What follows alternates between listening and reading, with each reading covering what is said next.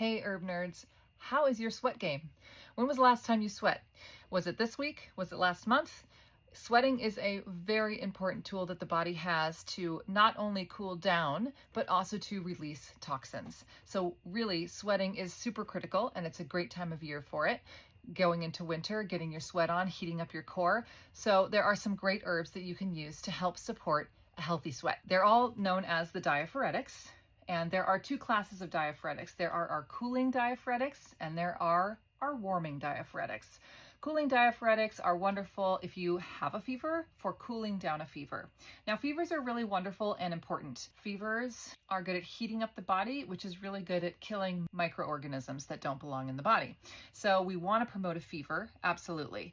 And so promoting a fever, the best herbs for that are going to be our warming diaphoretics. So they're going to bring on the heat, right? So you could probably guess a few.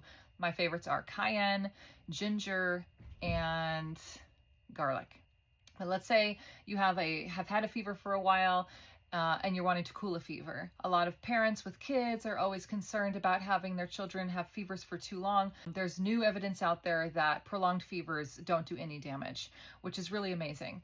But if you are in that boat where you're wanting to cool a fever, there's a wonderful traditional blend of 3 cooling diaphoretic herbs that I highly recommend. It is a tea that you would make with elderflower, yarrow, and peppermint. And you can even serve this cold to help to promote that cooling diaphoretic action. So either your warming or your cooling diaphoretics are going to help you sweat. So the skin, of course, as you may already know, is the largest organ of the body, and it's also a detoxifier. It's a detox organ. So as you sweat, you're actually supporting your kidneys and helping with any excess pressure in the body, helping the kidneys to regulate blood pressure, right? Because you've got excess waters from the body moving out through the skin. So it's taking some of the pressure off of your kidneys, especially if you have something like high blood pressure. Especially in the winter when things cool down, you're not as active, you might not be sweating as much. It's good to remember that sweating is still important. Find your ways. I have a gym membership, so I use a steam room and a sauna when I'm there. I do it every single time. I'm religious about it. I actually prefer it to working out. And so what does that look like for you? How are you going to create your sweat routine?